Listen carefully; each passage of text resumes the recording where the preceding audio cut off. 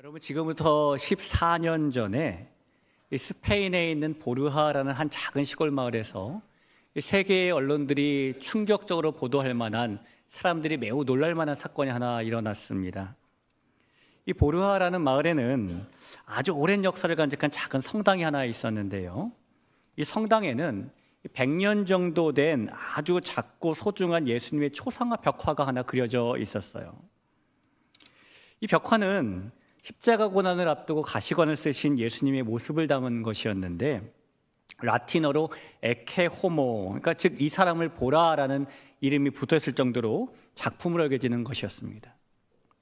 그런데 이 세월 앞에 장사가 없다고 그 후에 수십 년의 세월이 흐르면서 이 성당의 벽면도 습기에 노출이 되고 세월의 때도 하나둘씩 묻다 보니까 이 벽화가 훼손이 되기 시작했습니다. 특히 예수님의 얼굴 쪽에 그려놨던 페인트 칠이 벗겨지기 시작했는데요. 이 성당에는 그렇게 훼손되고 낡고 바래진 예수님의 얼굴을 바라보면서 늘 가슴 아파하던 한 사람이 있었습니다. 그분은 이 성당을 평생 동안 섬겨왔던 당시 81세의 세실리아 히메네스라는 할머니셨는데요.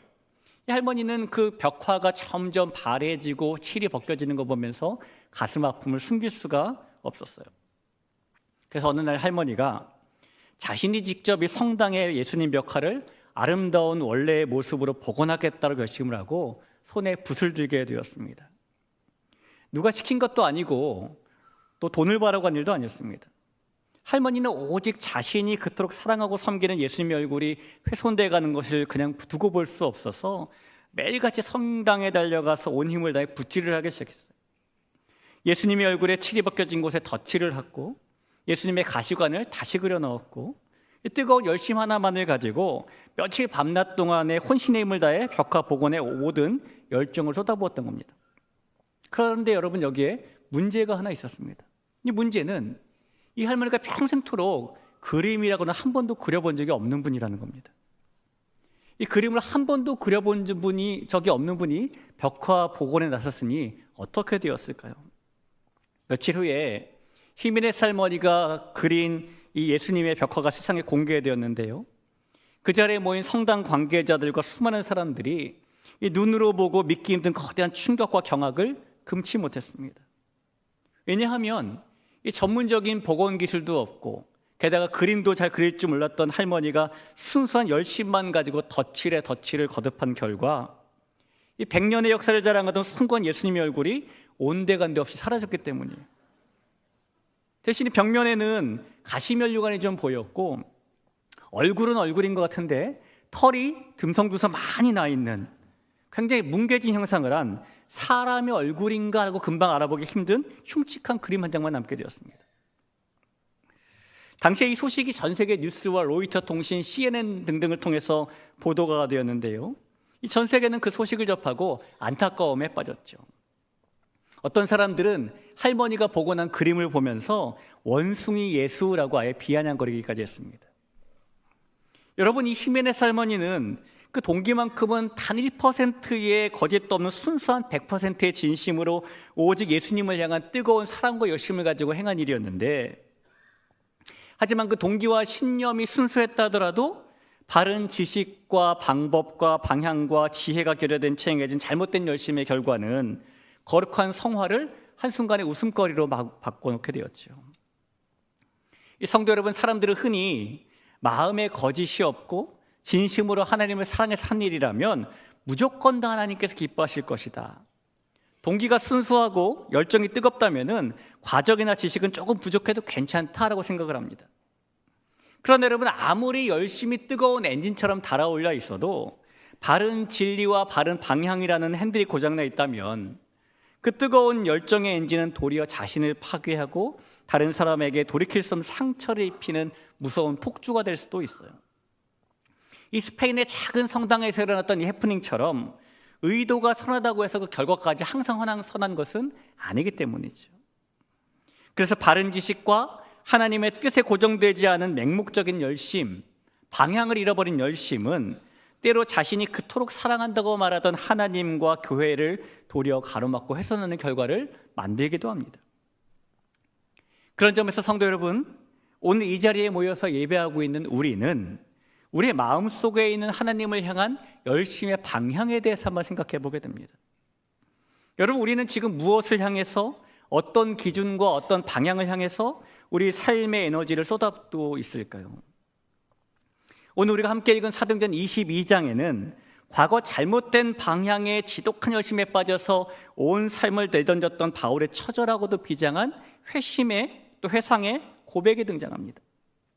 과연 바울이 고백했던, 회상했던 하나님을 향한 과거의 열심의 실체가 무엇이었는지, 하나님께서는 그 잘못된 길을 향하던 바울의 열심을 어떻게 돌이켜서 그를 참된 열심의 주인공으로 만드셨는지, 우리가 본문 속으로 들어가 보면서 오늘 함께 만나보게 될 텐데, 그럴 때 하나님께서 우리의 믿음의 눈을 열어주시길 주님의 이름으로 간절히 축원합니다. 우리가 지난 주일에 살펴봤던 바대로 두로에서 하나님께서 허락하신 7일을 보낸 바울, 눈물로 성도들과 헤어졌던 그 바울이 그 후에 곧바로 사명의 길인 예루살렘을 향해 주저함없이 발걸음을 옮기게 됩니다. 그리고 그렇게 드디어 예루살렘에 도착한 바울은 야고보와 장로들을 만나서 이방 지역 성도들이 모아준 구제 헌금을 잘 전달했고요, 자신이 이방 지역을 다니면서 전했던 복음의 역사, 하나님의 기적을 전했어요. 하지만 그럼에도 불구하고 그런 바울을 바라보는 예루살렘의 분위기는 그다지 호의적이지 않았습니다.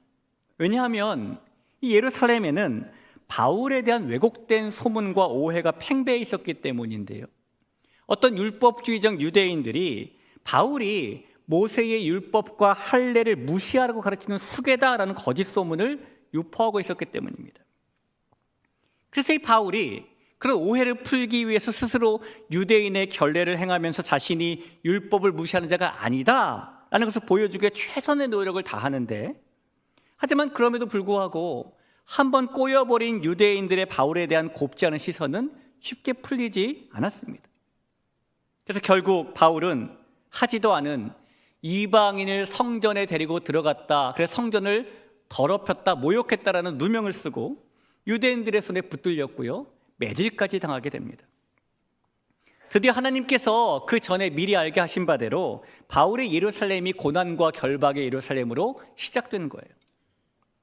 그렇게 온 예루살렘이 이 바울의 일 때문에 요란해지자 로마 군대까지 출동하게 돼요. 원래 이 로마 군대는 예루살렘 성전 바로 옆에다가 안토니오 요새를 지어놓고 예루살렘에 소동이 일어날 것을 대비해서 군대를 주동시켰는데요, 그 주둔한 군대가 출동할 정도로 이 바울이 폭행당한 사건이 아주 심한 소동이었다는 것이죠. 그리고 로마 군대가 출동하자 유대인들은 그제서야 바울에 대한 폭행을 멈추게 됩니다. 그 후에 이야기를 보면은 바울이 로마 군사들에게 쇠사슬로 묶여서 이 군내, 영내로 끌려가게 되는데, 바울은 천부장에게 자신이 로마 시민임을 밝히면서 모여있는 유대인들에게 매질을 당해 피투성이가 된 채 발언할 기회를 얻게 되었습니다. 그리고 그때 발언한 내용이 우리가 읽은 사도행전 22장의 내용인 것이에요. 여러분, 지금 바울이 매우 어렵게 유대인들에게 발언할 수 있는 기회를 얻게 된 것인데, 이때 바울은 어떤 발언을 이 기회 때 했을까요?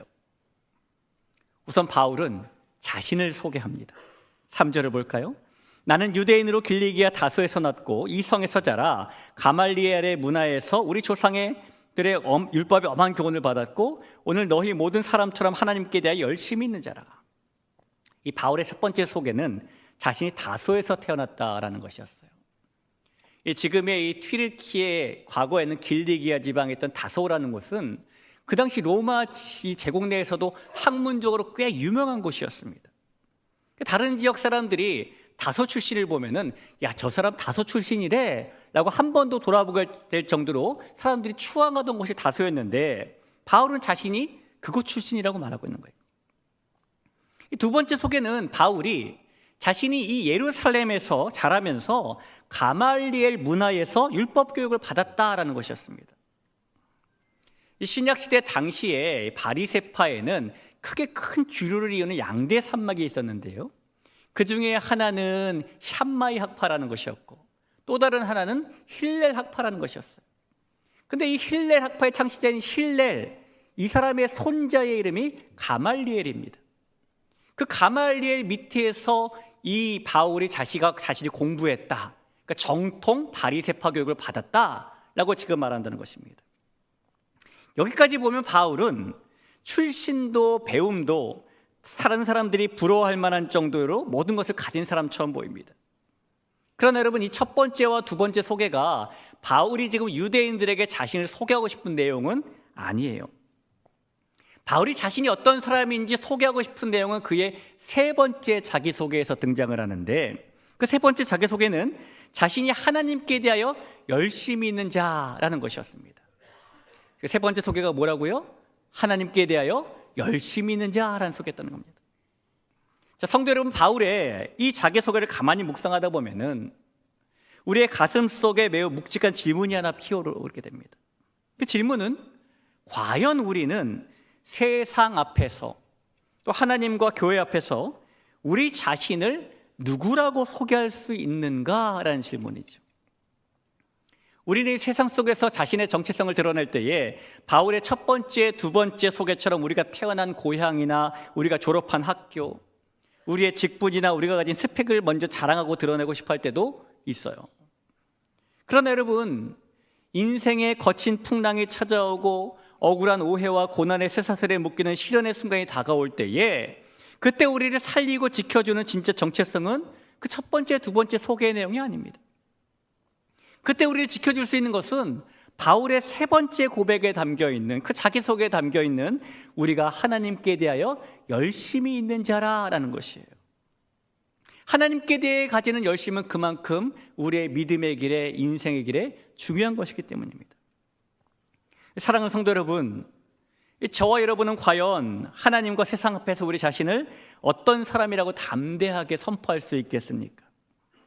바울이 오늘 이 피투성이가 된 채 고난의 계단 위에서 당당히 자신의 신앙의 열심을 정체성으로 고백했던 것처럼 오늘 우리 역시 하나님을 사랑하고 섬기는 일에 있어서만큼은 내가 누구보다 가슴에 열정을 품은 사람입니다.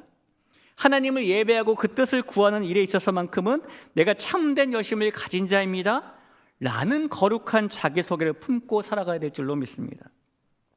그럴 때 하나님께서 우리의 그 고백을 통해서 삶의 모든 결박과 시련을 이겨낼 영적인 열심과 힘과 승리를 더해 주시는 줄 믿으시기를 주의 이름으로 간곡히 부탁을 드립니다. 자, 그런데 성도 여러분, 그렇다면 우리가 하나님을 향한 열심만 가지면 그것만으로 마치 암행어사의 마패처럼 모든 것이 다 해결되고 하나님께서 무조건 기뻐만 하시게 되는 것일까요? 그렇지는 않습니다. 하나님을 향한 열심을 생각할 때에 우리가 절대로 놓쳐서는 안 될 스스로에게 묻는 질문 중에 하나가 있기 때문인데, 그것은 바로 우리가 가진 열심의 방향이 지금 올바른가라는 것이기 때문이에요. 이 바울은 유대인 군중 앞에서 나도 여러분처럼 하나님께 대하여 열심히 있는 자라라고 말하는데, 사실 바울의 열심은 예수님을 만나기 이전의 열심과 예수님을 만난 이후의 열심으로 구분이 되죠. 이 바울은 예수님을 만나기 이전에도 하나님께 대하여 열심히 있던 사람이었습니다. 우리는 흔히 이 주일 예배에 빠지지 않고 참석을 하거나 봉사를 성실히 담당하거나 그럴 때에 참 열심히 있다라고 이야기합니다. 맞는 말입니다. 그런 모습은 분명한 열심이죠. 제가 저희 대길교회 성도님들의 그런 모습을 보고 참 감사하게 생각합니다. 하지만 과거 바울의 열심은 단순히 그렇게 성실하다거나 부지런하다의 수준을 아득히 넘어서는 어쩌면 지독하다라고 표현할 수 있을 정도의 무서운 열심이었어요.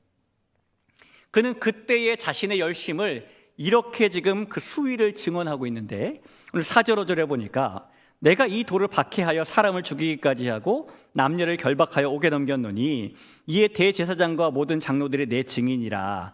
또 내가 그들에게서 다메섹 형제들에게 가는 공문을 받아가지고 거기 있는 자들도 결박하여 예루살렘으로 끌어다가 형벌받게 하려고 갔다라고 말하죠.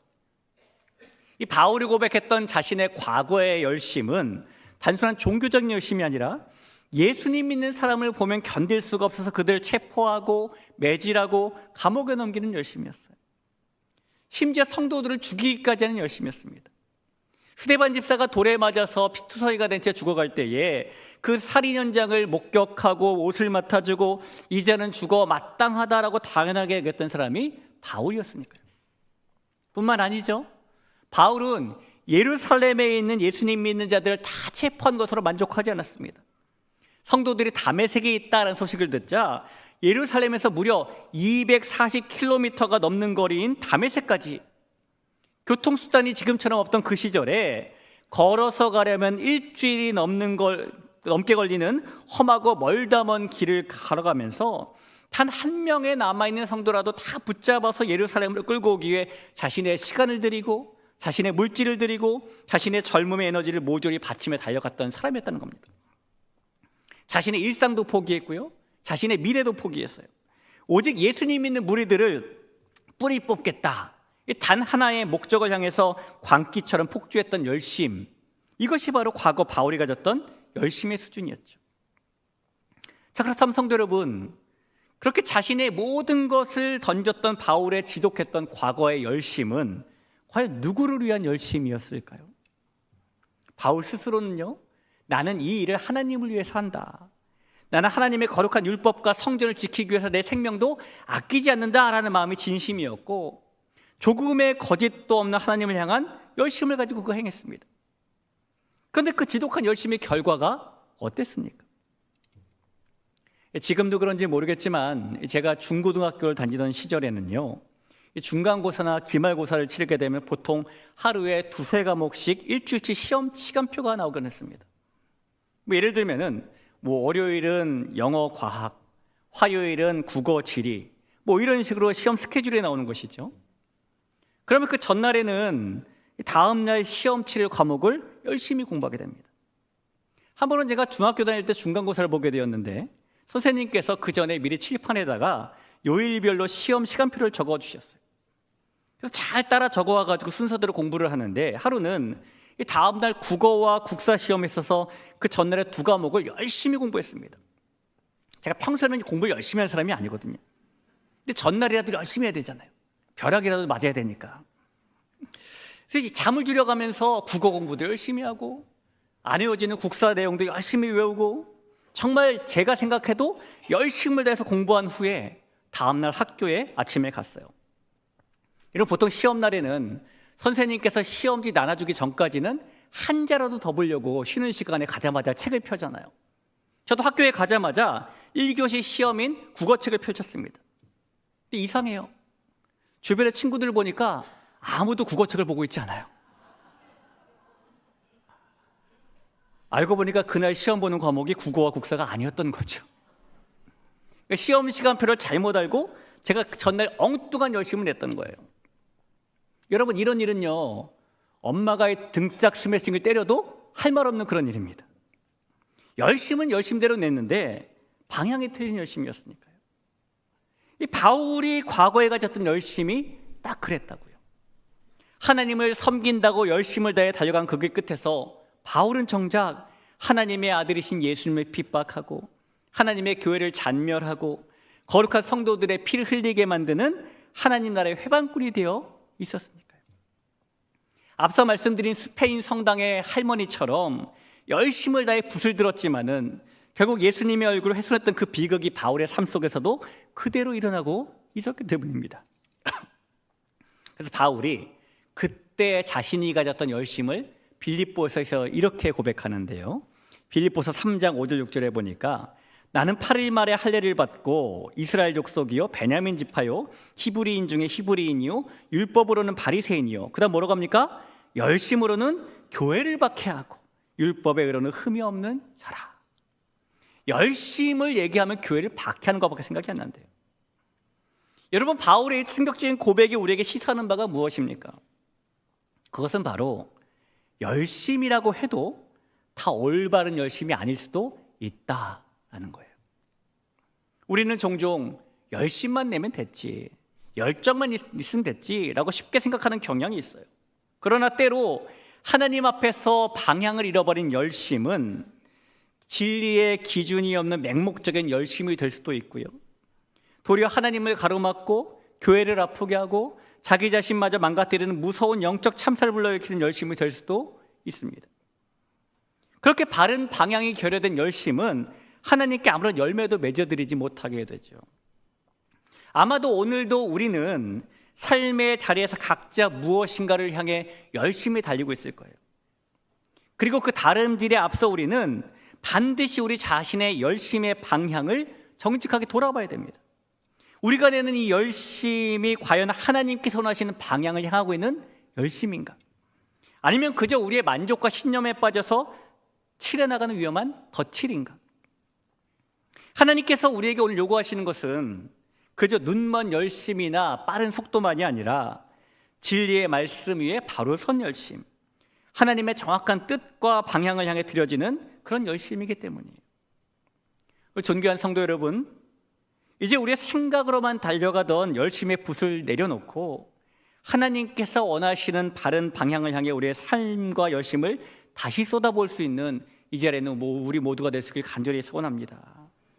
그때 비로소 우리의 열심은 세상을 살리고 교회를 세우고 하나님을 진정으로 기쁘시게 해드리는 거룩하고 복된 열매로 맺히게 될 줄로 믿습니다.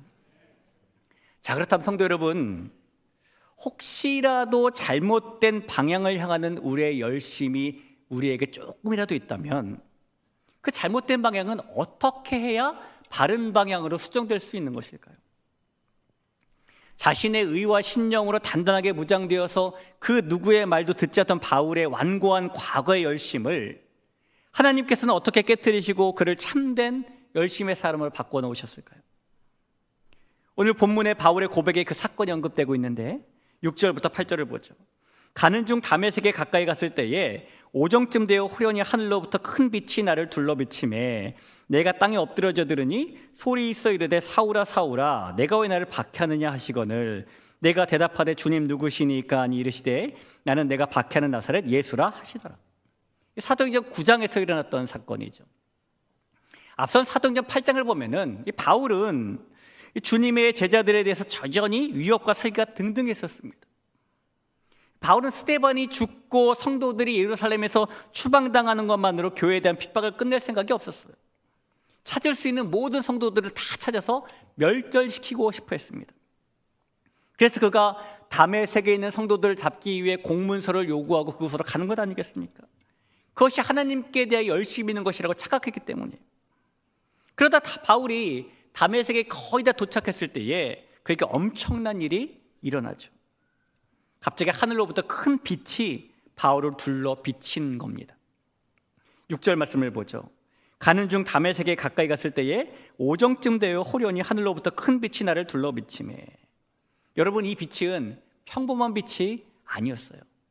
바울이 이 큰 빛이 비치던 시간을 지금 언급해 놓고 있는데 언제라고 말하죠? 오정쯤. 그러니까 하루 중에 태양이 가장 밝고 뜨겁게 비치는 낮 12시쯤에 그 정오의 태양보다 더 밝은 빛이 그를 비쳤다는 것입니다. 여러분, 요즘 요 며칠 새는 이제 비가 와서 좀 우중충하지만 날씨 좋을 때 낮 12시에 밖에 한번 나가보세요. 그 태양빛에 다른 빛이 뭐가 보이겠습니까? 그 태양빛에는요, 네온사인을 켜도 잘 안 보이게 되고요. 우리가 들고 다니는 핸드폰에 이 불빛을 켜도 잘 보이지 않아요. 태양빛이 그만큼 강력하기 때문입니다. 그런데 그때의 바울을 비치는 큰 빛이 있었다는 것은 이것은 초자연적인 역사라고밖에 말할 수 없는 거예요. 여러분, 그렇게 강력한 빛이 자신에게 비치자 바울이 어떤 마음을 품었을까요? 보통 구약 성경에 익숙한 유대인들에게 이 초자연적인 현상은 하나님께서 자신을 나타내시는 것으로 이해가 되었어요. 모세에게 나타난 불타는 가시떨기나무라든가 이사에게 나타난 스랍들이라든가 사드락, 메삭, 아벳느고가 들어간 풀무불 속에 나타난 인자라든가 성경에서 말씀하고 있는 이 모든 일들은 하나님께서 초자연적으로 자신을 드러내 나타내 보이시는 것입니다. 그리고 구약에 능통했던 바리새파 교육을 받았던 바울이 그것을 모를 리가 없습니다. 바울의 앞에 나타난 큰 빛은 모세가 만났던 이사야가 만났던 사드락과 메삭과 아벳느고가 만났던 하나님이라고밖에 설명이 안 되는 거예요. 7절 말씀에 보면 그가 빛을 만나자마자 땅에 엎드러지잖아요. 7절 보시죠. 내가 땅에 엎드러져 들으니 소리 있어 이르되 사울아 사울아 내가 왜 나를 박해하느냐 하시거늘. 여러분, 이 큰 빛이 비치자 이 바울이 뒷걸음질 치다가 넘어진 것이 아니에요. 초자연적인 현상으로 하나님이 나타나시자 그가 압도돼서 자기도 모르게 엎드린 겁니다. 그런데 이번에는 사울에게 더 놀라 자빠질 만한 일이 일어났죠. 그 빗속에서 소리가 나는데 그 소리가 너 왜 나를 박해하니? 이랬다는 겁니다. 분명히 하나님께서 나타나신 것이 맞는데 그 하나님께서 네가 지금 나를 박해하고 있다라고 말씀하니까요. 여러분, 바울의 입장에서 바울은 하나님께 대해 열심을 냈던 사람이지 하나님을 박해했던 사람이 아니거든요. 그동안 자기는 하나님을 열심히 섬긴다고 했어요. 그래서 오연무질 같은 예수님 믿는 무리들을 뿌리 뽑는 것이 하나님을 기쁘시게 해드리는 과업이라고 믿어 의심치 않았습니다. 그런데 나타나신 하나님이 나를 박해하고 있다라고 말하니 열심을 다해서 달려왔는데 그 길 끝에서 보니까 자신이 하나님을 박해하고 있었다는 것을 알게 되었으니 열심이라는 붓으로 하나님을 열심히 덧칠해 왔는데 실상은 거룩하신 하나님을 찌르는 가시나무가 되었다라는 전율적인 진실 앞에서 바울의 모든 과거의 열심과 신념은 산산조각 나게 되는 것이죠.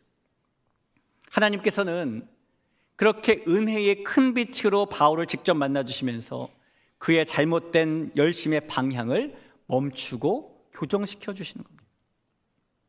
그리고 그 이후에 바울의 모습은 우리가 너무나 잘 알고 있다시피 역시 열심히 있으되 방향을 수정하고 자신의 생명조차 조금도 귀한 것으로 여기지 아니하는 새로운 열심의 길을 달려가잖아요. 사랑하는 성도 여러분, 혹시라도 우리 가운데 잘못된 방향을 향한 열심이 조금이라도 남아있다면 그 열심이 어떻게 바른 방향으로 바뀔 수 있겠습니까? 이 바울의 경우를 볼 때에 바른 방향의 열심은 하나님의 은혜의 빛 앞에 엎드러질 때 시작될 수 있는 것입니다. 우리는 때로 우리의 경험과 지식과 신념과 아집이 너무 단단하게 무장되어 있어가지고 방향이 잘못되었다라는 사실도 깨닫지 못한 채 그저 우리의 생각대로만 직진할 때가 있어요. 우리는 때로 하나님과 교회를 위해 이렇게 열심을 다하고 있는데 라는 생각에 스스로의 모습에 도취돼서 정작 옆에 있는 형제나 자매에게 상처 주고 교회의 평안을 깨뜨리면서 깨닫지 못할 때도 있습니다. 우리가 하나님께서 기뻐하시지 않는 일에 열심을 내면서 우리는 하나님께 대하여 열심히 있는 자라고 착각하고 있을 때도 있다는 거예요. 예를 들어서 우리가 만약에 교회 각종 예배나 행사나 봉사에 다 참여를 하는데 한 번도 빠지지 않는데 정작 하나님께서 우리에게 주신 가정은 전혀 돌보지 않는다? 그런 분은 안 계시겠지만 방향이 잘못된 열심이죠. 우리가 만약에 교회를 사랑하고 둘째가라면 서러울 정도로 열심을 내고 있는데 함께 그리스도의 몸을 이루고 있는 지체들은 전혀 돌보지 않는다? 그런 분들은 안 계시겠지만 잘못된 방향의 열심이죠. 우리가 만약에 열심은 내지만 하나님을 향한 사랑의 마음으로 열심을 내는 것이 아니라 자기를 높이기 위해서, 칭찬받기 위해서, 사람들을 자기 편으로 만들기 위해서 열심을 내고 있다? 역시 그런 분들은 안 계시겠지만 잘못된 방향의 열심이죠. 여러분, 우리가 가진 열심이 바른 방향을 향하고 있는지 잘못된 방향을 향하고 있는지 알 수 있는 방법은요, 아주 쉬워요. 이 열심을 내서 누구에게 좋은 거냐를 물어보면 됩니다. 우리가 열심을 내서 누구와 좋아지느냐? 우리가 낸 열심 때문에 하나님께서 칭찬받으시고 하나님께 좋아지는 거냐? 아니면 우리가 낸 열심 때문에 우리가 칭찬받고 우리가 좋은 거냐? 이 질문 하나면은 금방 판단이 돼요.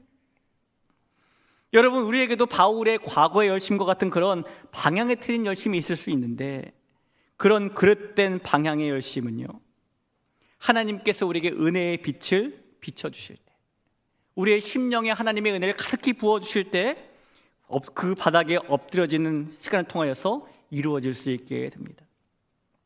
그리고 그때 비로소 우리는 우리의 만족과 의를 드러내려고 했던 헛된 열심의 붓을 던져버리고 주님의 발치 아래 겸손히 무릎 꿇고 바른 방향과 바른 열심을 가지게 되는 것이죠. 사랑하는 성도 여러분, 오늘 이 주일 예배의 자리가 저와 여러분에게 바울의 열심히 방향에 변했던 다메섹 도상의 거룩한 엎드러짐의 자리가 될 수 있길 간절히 소원합니다. 그때 하나님께서 우리의 그릇된 방향의 열심을 깨뜨리시고 주님의 마음을 품은 참된 영적 열정의 사람으로 우리의 삶을 다시 일구어 주실 거예요.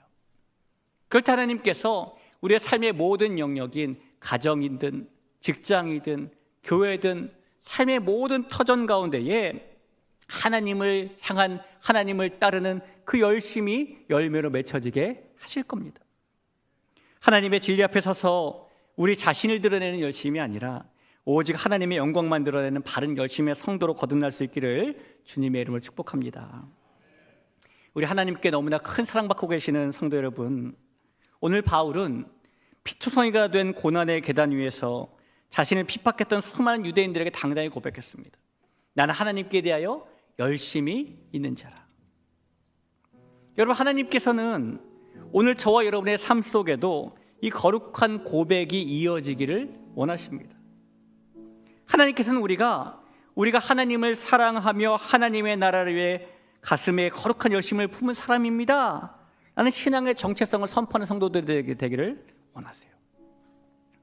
그러나 동시에 하나님께서는 우리의 열심의 방향이 어딘지도 돌아보기를 정직하게 물으십니다. 혹시 우리가 하나님을 위한다는 명목 아래에 우리의 고집과 만족이라는 붓을 들고 하나님의 얼굴을 가려오는 헛된 덫을 반복하고 있지는 않은지, 우리의 의와 열정이 너무나 뜨거워서 정작 곁에 있는 형제자매의 아픔을 보지 못하고 폭주하고 있지는 않은지 돌아보기를 원하십니다. 오늘 이 시간에 다메섹 도상에서 정오의 태양빛보다 밝게 비추었던 하나님의 은혜의 빛이 우리의 심령에 강력하게 조명되기를 축복합니다. 그 빛 앞에서 우리의 완고한 자아와 고집스러운 붓을 내려놓아지고 바울처럼 바른 방향으로 수정된 열심을 가진 우리가 되기를 원해요.